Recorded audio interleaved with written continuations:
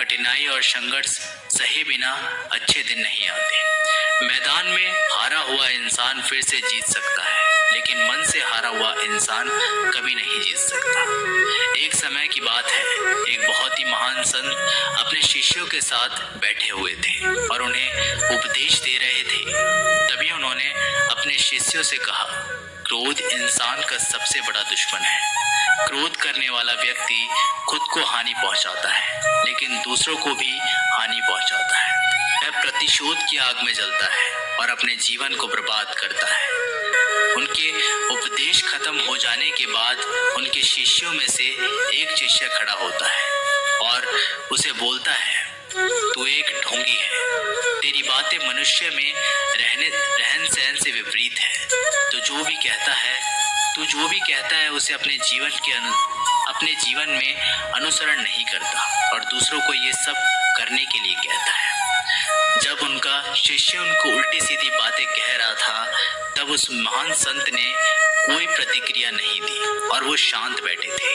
लेकिन ऐसे में व्यक्ति और भी ज्यादा गुस्सा हो गया और गुस्से में आकर उसने उस संत के मुंह पर थूक दिया।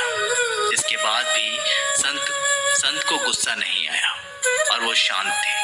उन्होंने अपने चेहरे से थूक को पोंछा और चुपचाप बैठ गए।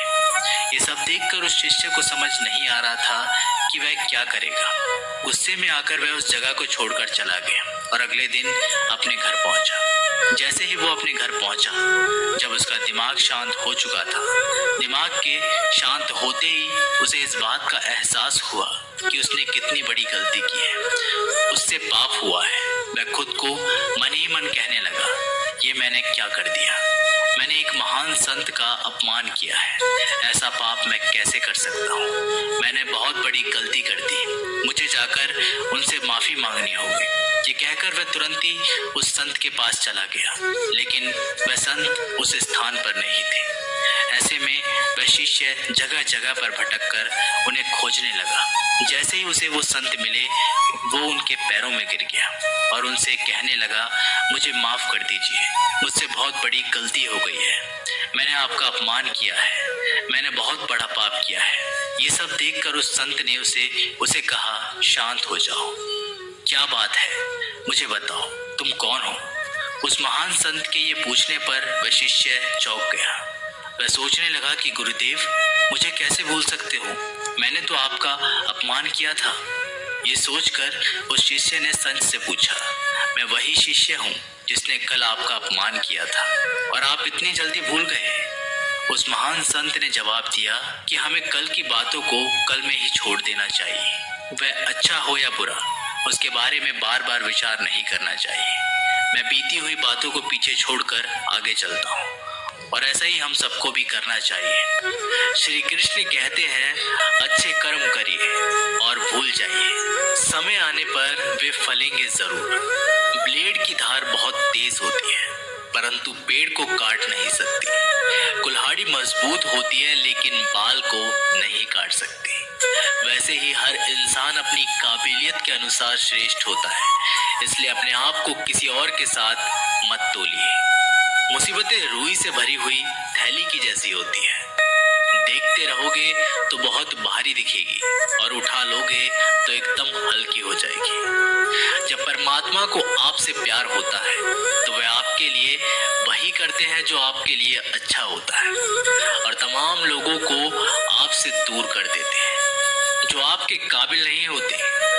अपनी समस्याओं को कभी किसी के साथ साझा ना कीजिए, क्योंकि 80% लोग आपके उन समस्याओं की परवाह नहीं करते और बाकी के 20% लोग खुश हो जाएंगे कि आपके पास से ये समस्याएं हैं। श्री कृष्ण कहते हैं, अगर कोई आपकी कीमत ना समझे, क्योंकि कबाड़ के व्यापारी को हीरे की परख नहीं होती। मौन और मुस्कान ये दो शक्तिशाली उपकरण हैं। मौन कई समस्याओं को हल करने का एक तरीका है और मुस्कान और मौन कई समस्याओं से बेचैन का। कोई भी इंसान ऐसे ही अपने आप को नहीं बदलता।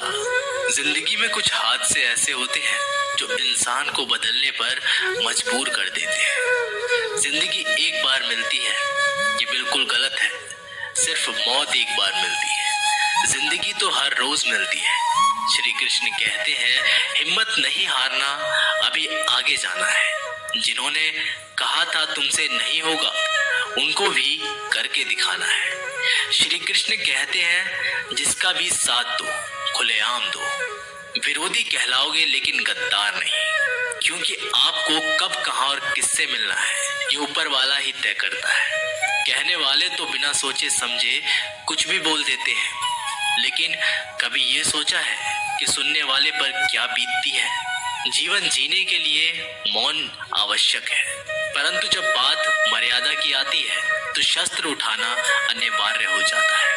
मन खराब हो तो खराब शब्द नहीं बोलने चाहिए, क्योंकि मन तो बाद में ठीक हो जाएगा, परंतु एक बार बोले हुए शब्द कभी ठीक नहीं होंगे। उस व्यक्ति की शक्ति का कोई मुकाबला नहीं कर सकता जिसके पास सहन शक्ति है। लड़ने की ताकत सबके पास होती है, लेकिन किसी को जीत पसंद आती है तो किसी को रिश्ते। संभाल कर रखी हुई चीज और ध्यान से सुनी हुई बात कभी भी काम आ सकती है। बस तुम खुद से मत हारना, बाकी सब श्री कृष्ण देख लेंगे। घमंड से भी कुछ रिश्ते अक्सर खत्म हो जाते हैं। कसूर हर बार गलतियों का नहीं होता। शंका का कोई इलाज नहीं और चरित्र का कोई प्रमाण नहीं। मौन से अच्छा कोई साधन नहीं और शब्द से तीखा कोई बाण नहीं। हर करीबी इंसान को अपनी राज मत बताओ, क्योंकि जो आज आपके साथ है वे कल आपके खिलाफ भी हो सकते हैं। जिसने अपने मन को काबू कर लिया उसकी सफलता को भगवान कभी नहीं रोक सकते। हृदय से जो दिया जा सकता है वो हाथों से नहीं, और जो मौन से कहा जा सकता है वो शब्दों से नहीं। दोस्तों, इस वीडियो में बस इतना ही। मिलते हैं अगली वीडियो में। अपना ख्याल रखिएगा। जय श्री कृष्ण।